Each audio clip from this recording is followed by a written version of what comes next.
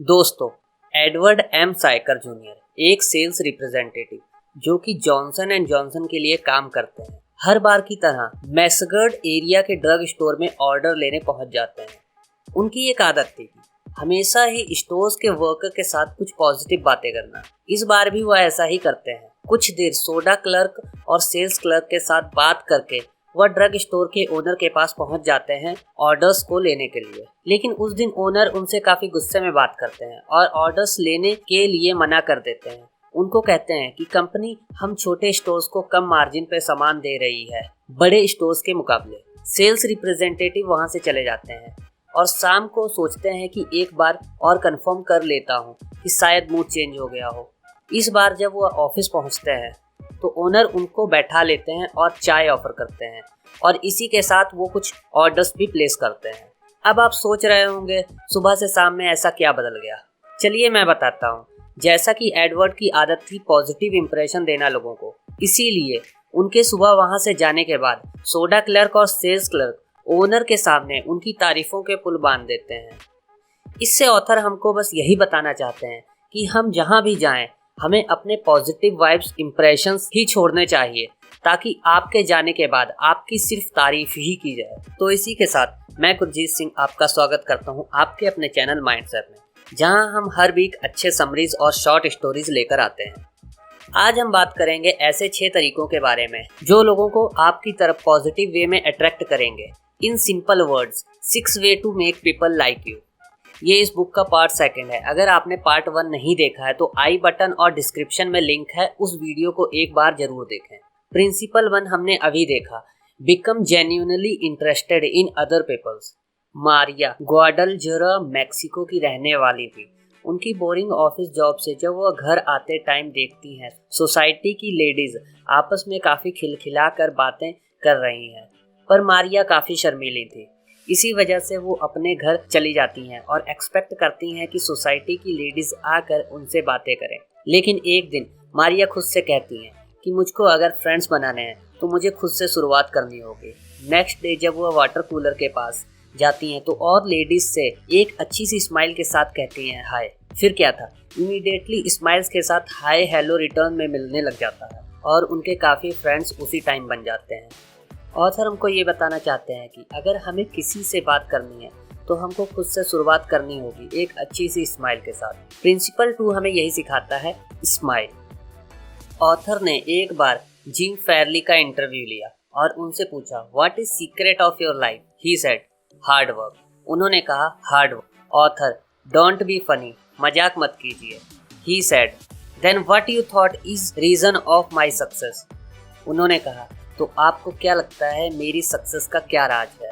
Author I know you can call 10,000 people by their first name. Author ने कहा मुझे पता है कि आप 10,000 लोगों का उनके फर्स्ट नेम से बुला सकते हैं। आपको 10,000 पीपल्स के नेम हमेशा ही याद रहते हैं। He said no you are wrong, I can call 50,000 people by their first name. उन्होंने कहा नहीं, आप गलत हैं, मैं 50,000 लोगों के नेम्स याद रखता हूँ। जिम फैरली का हार्डवर्क ही था जो उनको इतने नेम्स याद रखने में उनकी मदद करता था। जिम 1933 के प्रेसिडेंट फ्रैंकलिन डी रोosevelt के टॉप कैंपेनर थे। जिम फैरली के ऐसे बहुत सारे किस्से हैं जिससे एक पूरी वीडियो बनाई जा सकती है। कमेंट्स करके बताएं, मैं इस पे एक वीडियो जरूर लाऊंगा। एंड्रियो कार्नेगी ने एक स्टील मिल पिट्सबर्ग में डेवलप की और उसका नाम दिया एडगर थॉमसन स्टील वर्क्स। उन्होंने ऐसा क्यों किया? मिल का नाम एडगर थॉमसन स्टील वर्क्स क्यों रखा? जब पेंसिल्वेनिया रेल रोड के स्टील्स की जरूरत थी तब जे एडगर थॉमसन स्टील लेने कहाँ गए होंगे? सीर्स, रोएबक? मैं बताता हूँ, वो गए एंड्रियो कार्नेगी की स्टील फैक्ट्री में, क्योंकि वो फैक्ट्री उनके नाम से थी। आप खुद सोच सकते हैं, हमें नेम एक फीलिंग ऑफ इम्पोर्टेंस देता है, जिसे मैंने इस वीडियो के पार्ट 1 में डिस्कस किया था। किसी का नाम याद रखें और उसको कुछ वक्त के बाद मिले तो उनके नेम से ग्रीट करें, इससे उनको फीलिंग ऑफ इम्पोर्टेंस मिलेगी। यही प्रिंसिपल 3 है। Remember that a person name is to that person the sweetest and most important sound in any language. किसी भी व्यक्ति के लिए उसका नाम ही एक ऐसी चीज है जो उसे फीलिंग ऑफ इम्पोर्टेंस दे सकता है किसी भी लैंग्वेज के अंदर। There is no mystery about successful business intercourse. Exclusive attention to the person who is speaking to you is very important. Nothing else is so flattering as that. एक बार Chicago के department store के regular customer Mrs Henrietta Douglas वहां से special cell में एक coat purchase करती हैं, लेकिन घर आने पर वो देखती हैं कि कोट लाइनिंग से फटा हुआ है। अगले दिन वो वापस जाती हैं कोट रिटर्न करने के लिए और अपनी कन्वर्सेशन कुछ इस तरह से बताती हैं। This coat is teared from lining, please return it. Clerk, you brought this at special sale, read that all sales are final, once you brought it you have to keep it, sew up the lining yourself. He was just talking from his side, not listening her. Clerk ने केवल एक line सुनने के बाद अपनी तरफ से कुछ बातें बोलनी शुरू की जिसमें उन्होंने उनकी एक भी बात नहीं सुनी। वो कहती हैं, but this was damaged merchandise. Clerk, makes no difference, finals final. Mrs Douglas वहां से जाने ही लगती हैं, तभी मैनेजर आ जाते हैं। वो मिसेस डॉगलस की पूरी बात सुनते हैं और कहते हैं, manager, special sales are final so we can dispose of merchandise at the end of season, but this no return policy does not apply to damage goods. We will certainly repair or replace the lining, if you prefer give you your money back. What changed?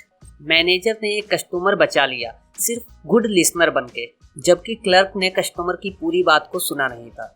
इसीलिए हमको good listener बनना चाहिए ताकि दूसरों की बात अच्छे से समझ आ सके। प्रिंसिपल 4 हमें यही कहता है, be a good listener, encourage other to talk about themselves.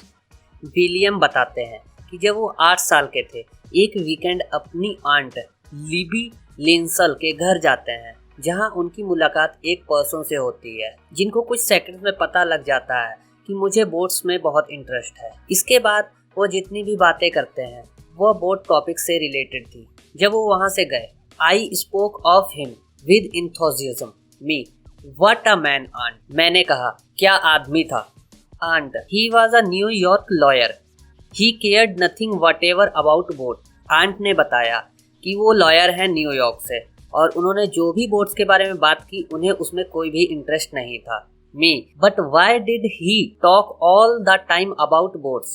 मैंने कहा, पर उन्होंने पूरा ही समय फिर बोट्स के बारे में ही बात क्यों की। Aunt, because he is a gentleman, he saw you are interested in boats, he talked about the things he knew would interest and please you, he made himself agreeable.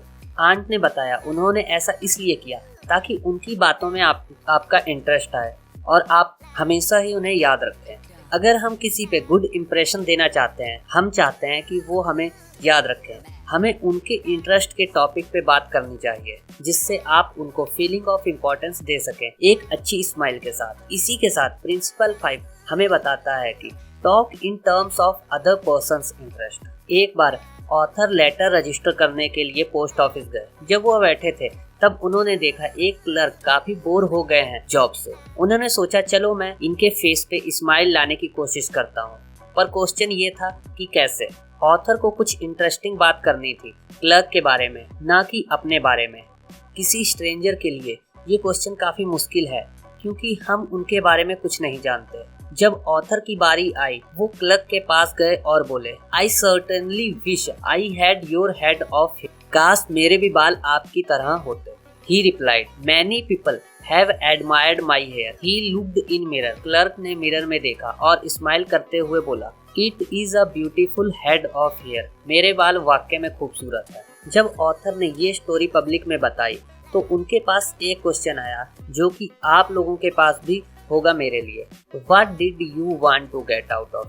आपको ऐसा करके क्या मिला? आप उससे करवाना क्या चाहते थे उसको स्माइल करवाकर? ऑथर ने रिप्लाई दिया, What was I trying to get out of him? What was I trying to get out of him?